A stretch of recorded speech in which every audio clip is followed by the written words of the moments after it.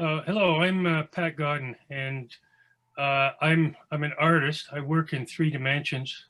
I sculpt birds, pretty much in a realistic fashion, and I'm I'm using the materials I use are primarily wood. However, I also paint my pieces to make them look real, and I also, in some cases, I work with other materials such as metals, sometimes epoxies, whatever I need to do to create my sculptures.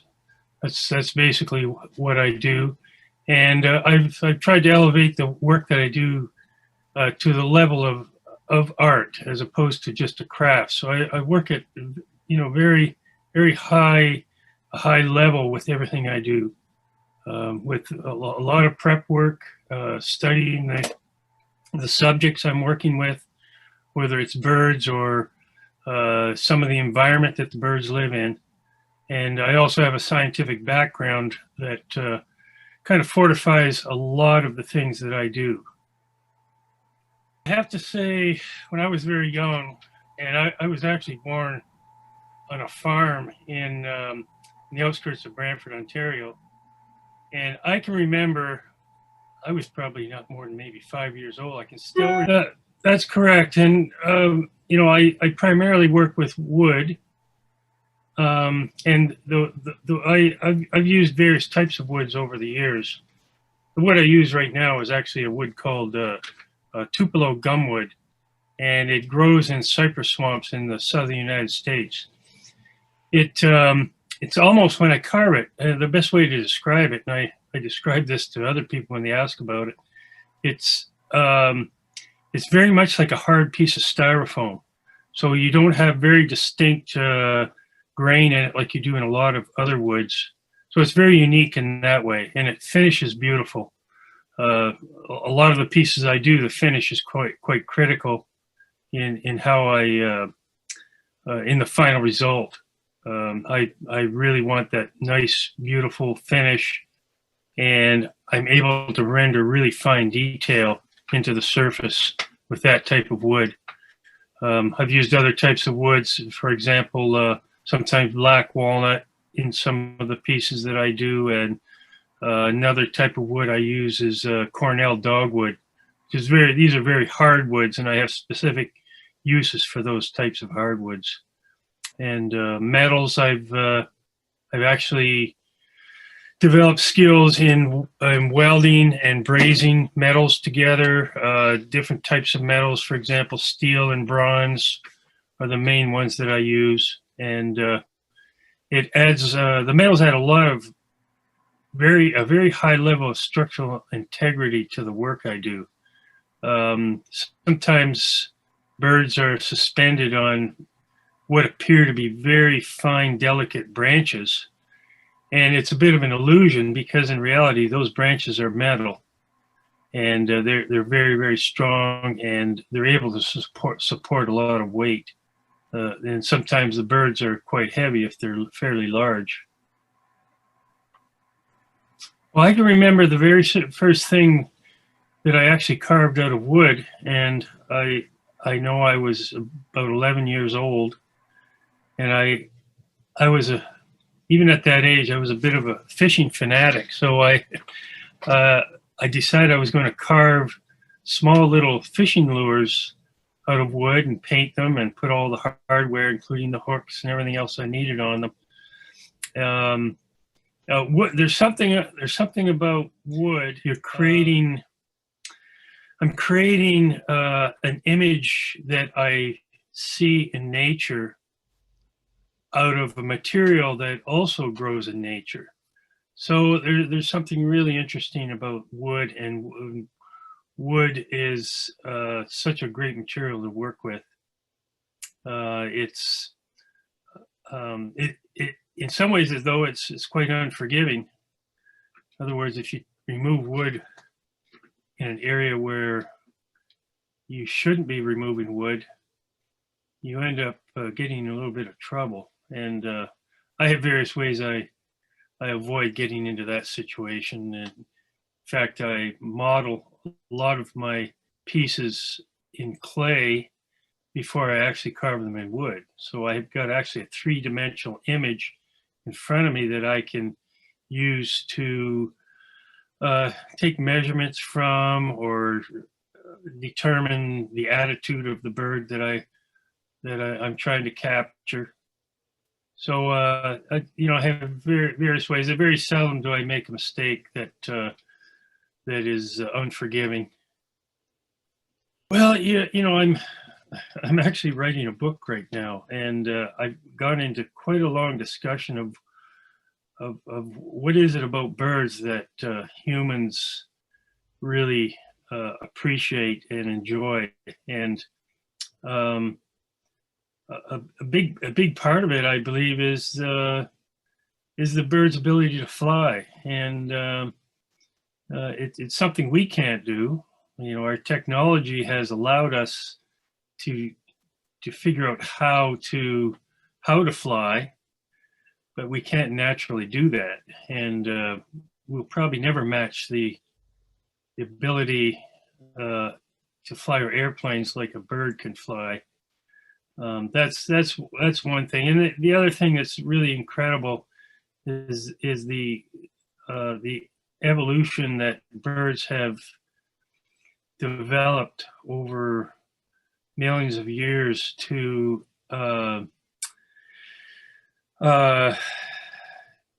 perform really amazing behavioral displays related to mating. Color schemes on birds are just amazing. Behavioral displays are amazing, and I'll never know everything about all birds, but I discover new things almost every day about birds. And when you look at birds relative to art in human culture, you can go back tens of thousands of years and find examples of artistic renditions of birds that different cultures have developed, probably related to a lot of different things. But birds have, I think, fascinated humans for such a long time, and there'll probably never be an end to our fascination with birds. And I had pigeons there for a little while, and we also had little parakeet birds. But it's actually those were the kind of birds that really fascinated me. It was the birds that I saw out in the natural world, and certainly fascinating to sometimes you'll find a baby bird on the ground and you're wondering, oh, what's happening with that little bird? And before long you realize, well, that's just the natural progression of that bird's life, and before long, that bird will be flying around my yard. And in fact, sometimes they're a little bit aggravating because I grow a lot of fruit trees and different types of fruits, and of course, the birds love that, and it become a bit of a nuisance. But I live with that, and I enjoy it. The type of wood that I use for almost all my birds is really basically one type of wood. It's the majority of it is the Tupelo wood. I require a lot of extra strength. I'll use different types of hardwood, and one specifically dogwood. I'll use that. It's a great, real tough, resilient wood, and it's not easy to break. Some of the areas on these birds, when I make them, they're very, very thin and delicate, and there is certainly a level of fragility to some of these pieces when I'm finished with them. I try to alleviate that as much as possible with different techniques, but sometimes reinforcement with metal, using different types of wood, like I just talked about, in order to strengthen different areas. And that's very, very typical techniques that a lot of bird carvers use.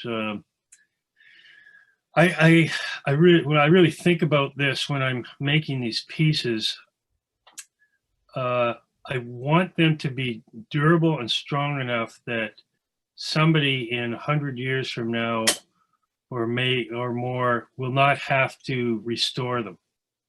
I want these pieces with a reasonable amount of care to last a long time, way past when I'm on this earth. The pieces that I do, I spend you could think of these pieces as just craft like wood carvings of birds, but I spend a tremendous amount of time working the designs of these pieces out ahead of time before I actually start carving in wood.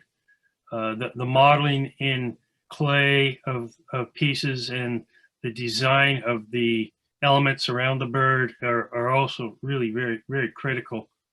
So I'm trying to do things with the composition of the pieces, trying to create pleasing lines through the design. Sometimes in nature things don't really look nice, but I try to make them look a little bit nicer than sometimes what you see in the natural world.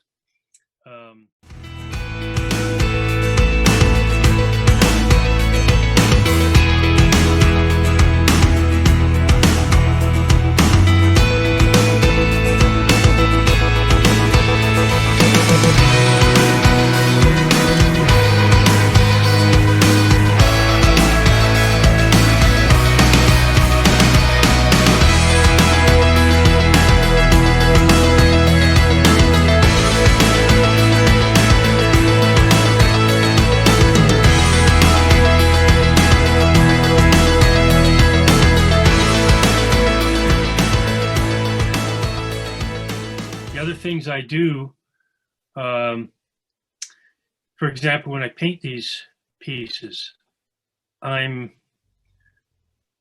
certainly trying to replicate the colors of the bird. However, I carry it way beyond that. I've studied a lot of artists that work in two dimensions.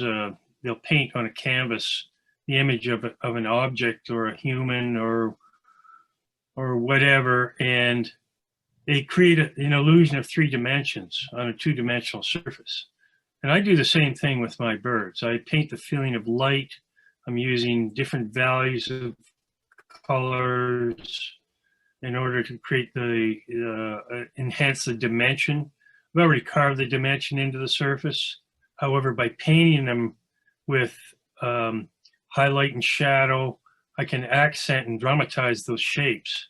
And the other thing I do on the natural bird, if you look at a real bird, a lot of times you're actually seeing through layers of feathers, and especially certain color schemes, the feathers are very translucent.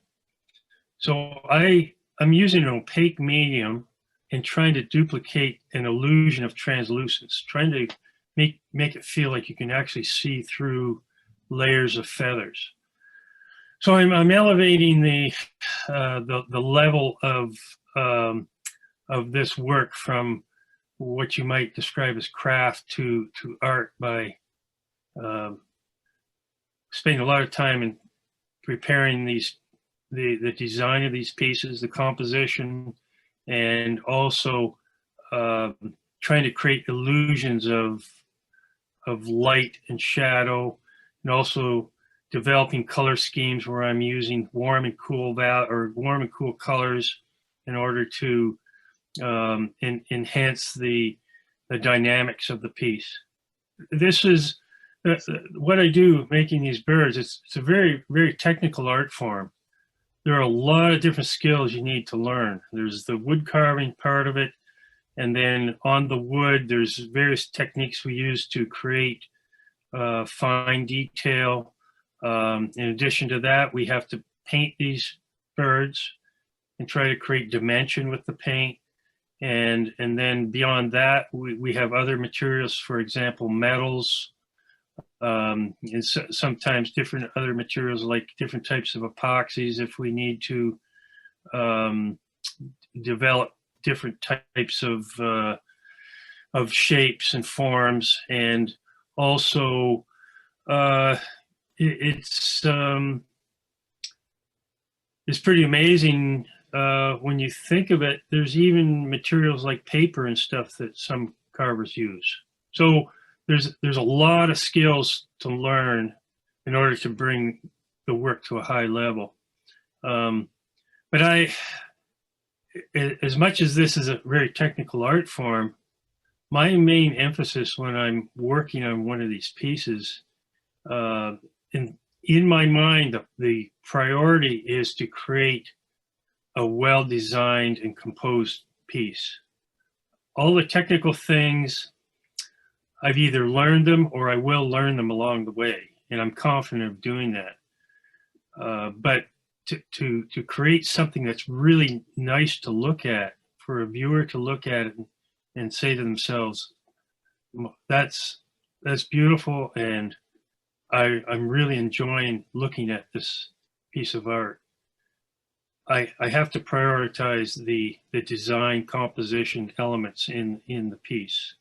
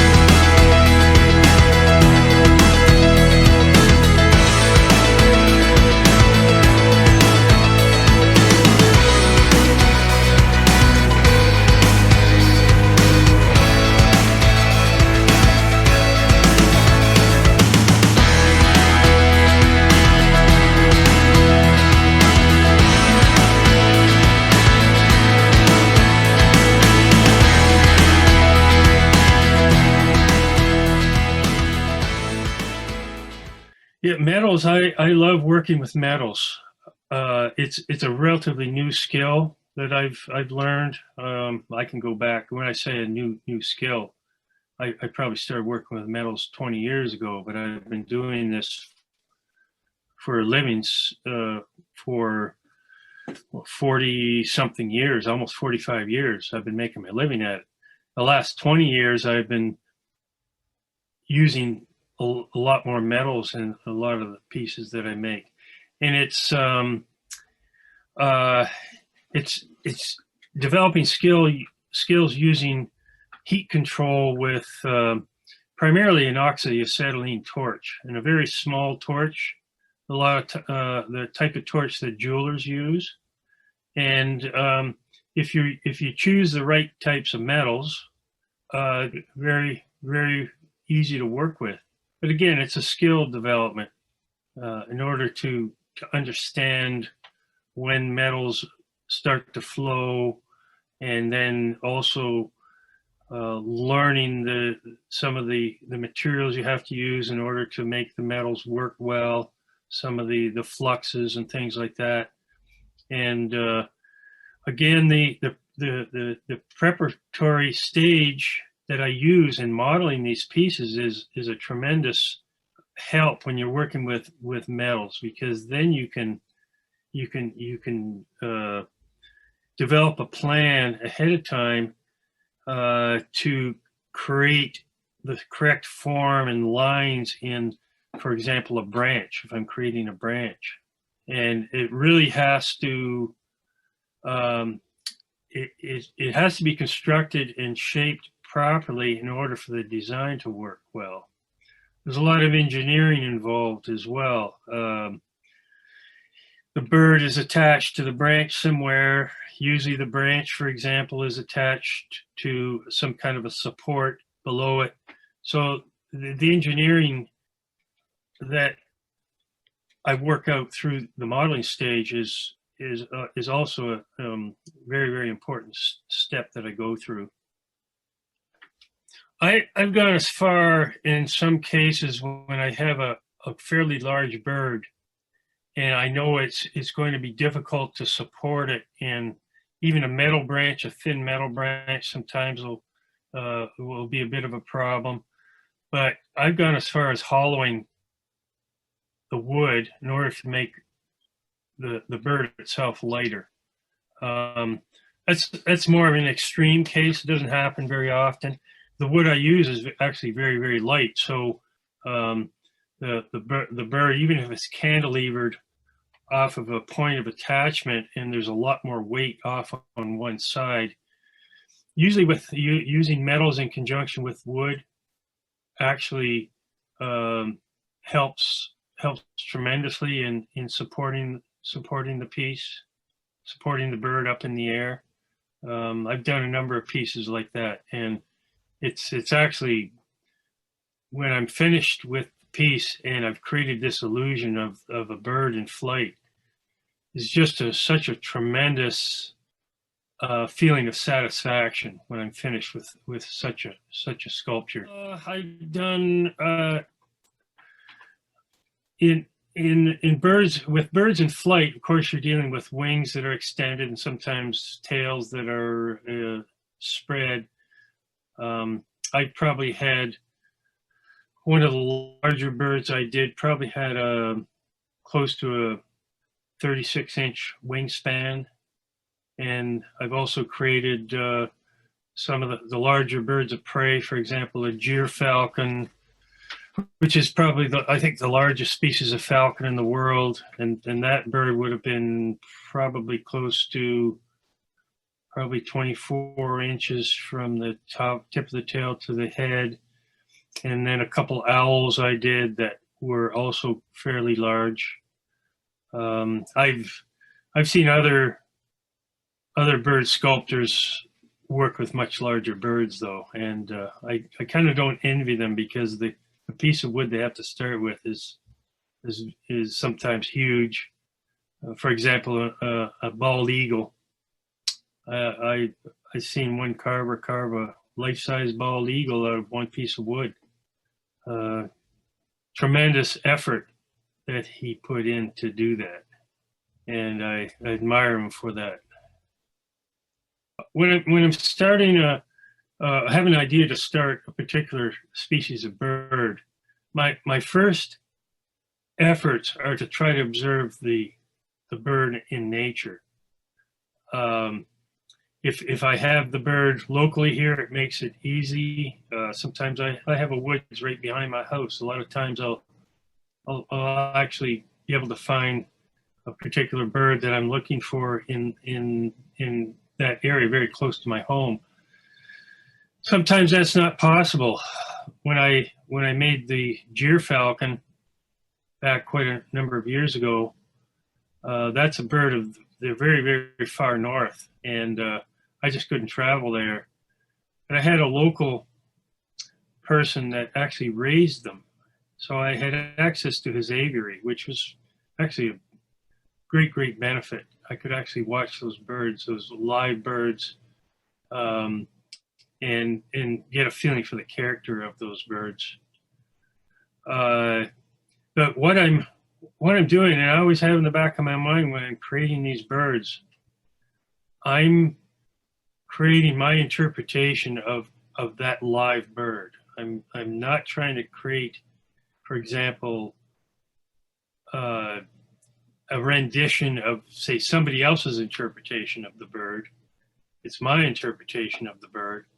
And also, there's some carvers will rely on taxidermy mounts and actually make a duplicate of a taxidermy mount. I use taxidermy mounts for colors and feather patterns and things like that, but to me, I have to be carving the live bird, my interpretation of that live bird. So that's my main focus is the live bird in nature if I can have access to it. I have so many birds that you might say are my favorites, and really to narrow it down, there are I do a lot of waterfowl species, and there are a number of species of waterfowl that I find very dramatic, and one I'm working on actually right now. I'm working on a merganser. It's a fish-eating duck, and they have so much character, and there's some element of drama in that bird that really attracts me. And I can remember from almost the beginning when I started creating these birds, it was a bird that always held tremendous amount of interest to me. Another type of bird that I find absolutely fascinating are birds of prey. I have them in my yard. They some of them specialize in capturing other birds, and I'll watch one of these a sharp-shinned hawk or a Cooper's hawk chasing a bird, a dove or something through my yard, and it's endlessly fascinating to watch these things happening in nature. And I often study communities of birds. You'll have in almost all places not just one species of bird, and there's a lot of interactions from one species to the other, and sometimes little competitive things that happen. And in the case of predatory birds, you have the predator-prey relationship that happens with these birds. So it's endlessly fascinating to watch birds, and that's I'm rarely am I going for a walk or going somewhere where I don't have my binoculars with me. I'm always learning things.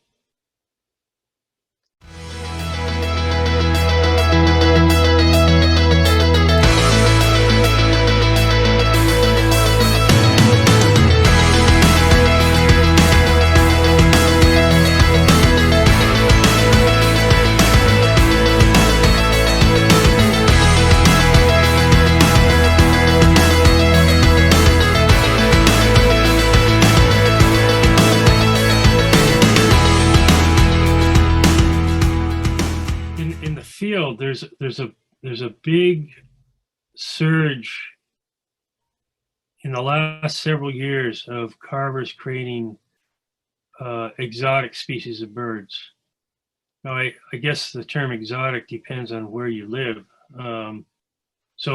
Non-North American birds, I have not created many of those. I have a couple species I've done of exotic, which you classify as exotic birds.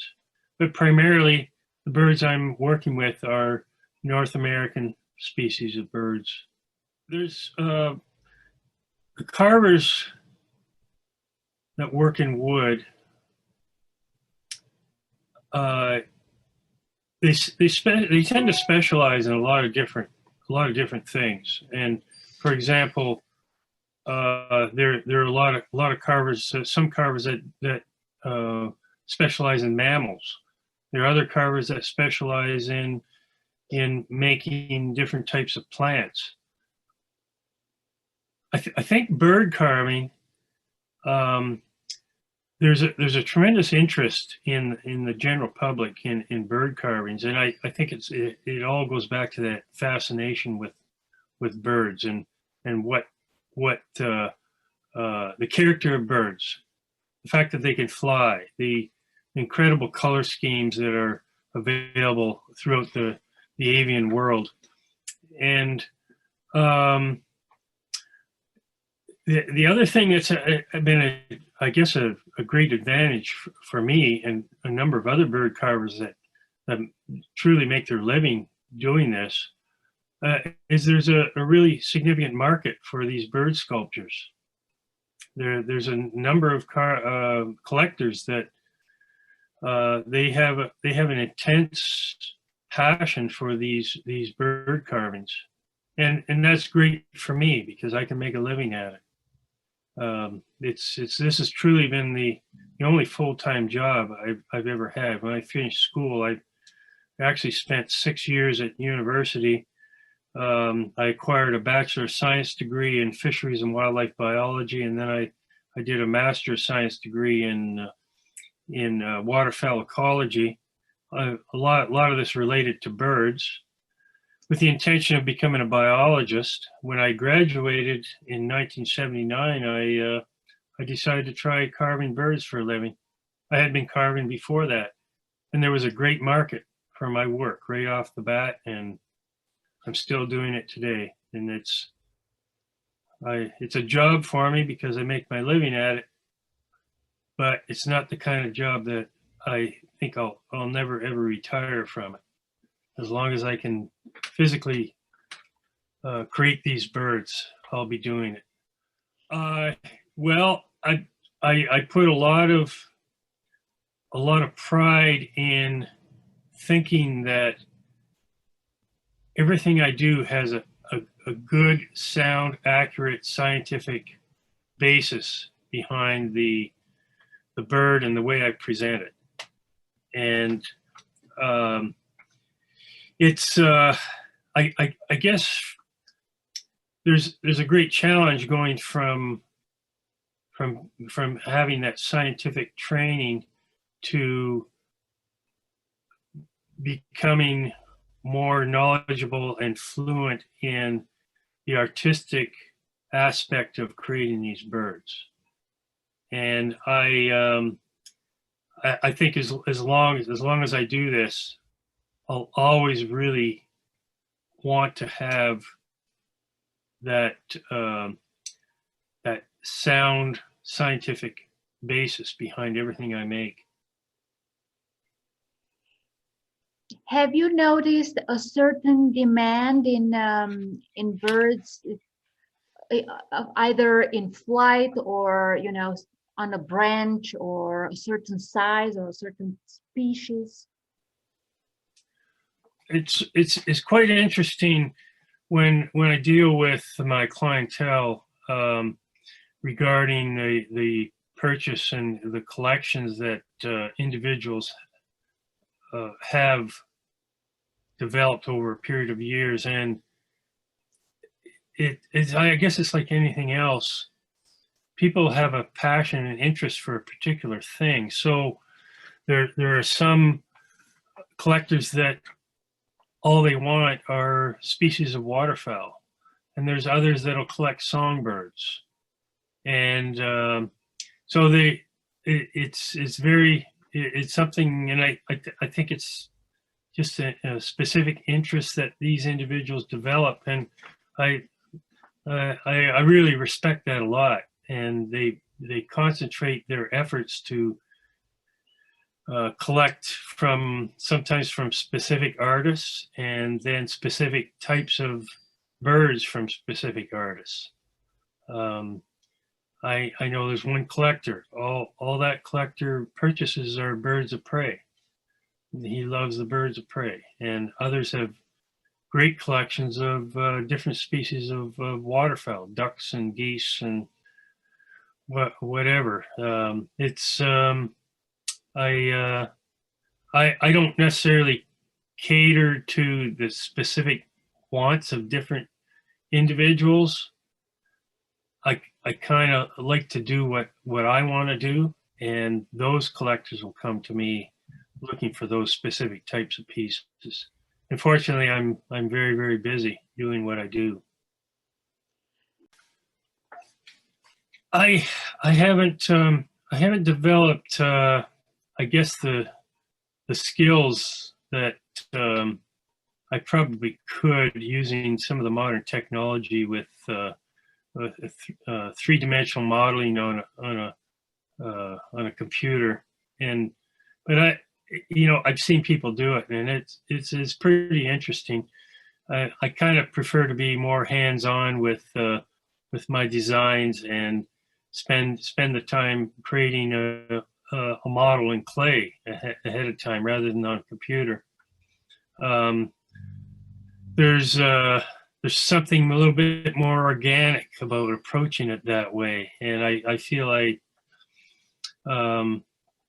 there's a spontaneity and a looseness in the design that I like in the end result. It's interesting with the modeling techniques I use. I'll often have a piece that ends up taking sometimes 2 or 3 months to make.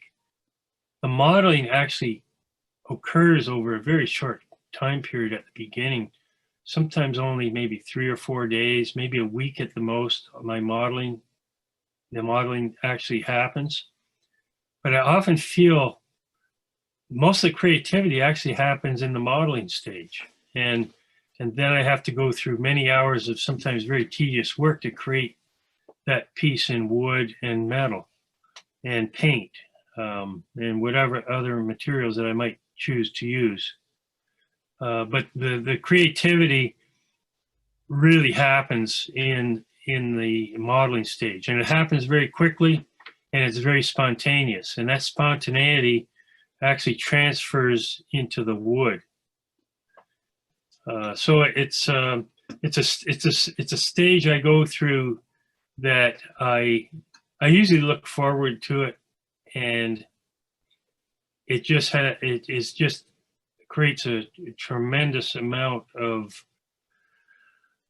foresight in where I'm going with the piece, and I think it's very valuable as far as the resulting artistry of the work in the end. A lot of the materials I use, there are innate hazards involved in using them. For example, wood, there's a tremendous amount of dust created, and I use an industrial dust mask when I'm carving wood, and I also have a filter system, dust collector that takes some of the wood out of the air. It probably doesn't get everything, but it gets a good part of it. The other hazards, obviously, different tools, some of the machinery I use, and I have a number of scars and things where I've had to have had sutures done on my hands. I mean, that's you learn from your mistakes and you become a little bit more careful later. The other things are some of the toxic or the toxicity in some of the materials I use. Some of the epoxies are known to be carcinogenic, and I'm usually trying to when I use those materials, I wash my hands right away. Also, the masks I use when I'm doing some of the metal work, there are a lot of fumes that come off from the bronze and other materials that you really don't want to breathe in. And you have to protect yourself as much as you can. You probably can't avoid everything, but try to do as much as you can to prevent future issues with some of these materials.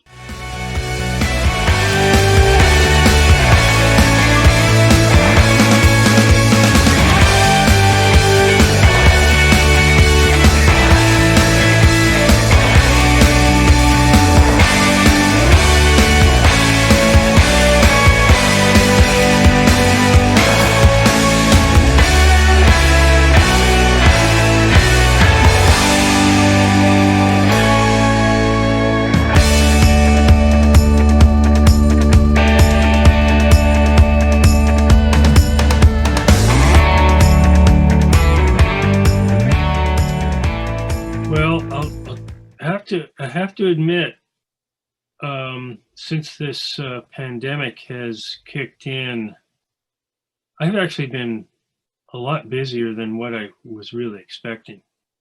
I have a great amount of commissions ahead of me. A lot of the work I do, most of the work I do is actually commissioned by the collectors, which is great for me.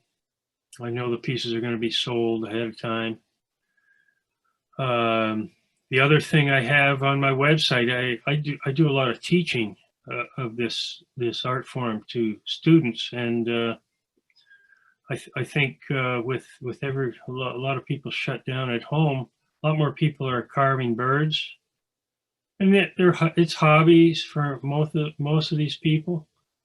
But and I have actually a line of instructional materials that I supply to some of these people and try to help them out as much as I can.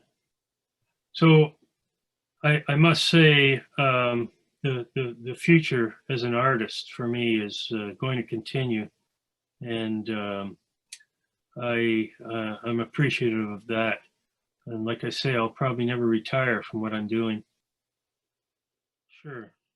Um, have to say, as an artist working with animals and other elements in nature, and advice to anyone else that would like to do the kind of thing I'm doing, never underestimate your curiosity. Curiosity is really the foundation of everything I do, because my knowledge comes through my curiosity. And when I'm studying a bird, I want to know everything about that bird. And if you're making anything from nature, you have the ability to go out there and research and study everything about what you're doing. And that's a great feature to have. And you want to know everything about your subject, and that's what I do, and then be creative about it in the end. The creativity is where you can elevate your work from, you might say, craft to art, being creative and original with your work.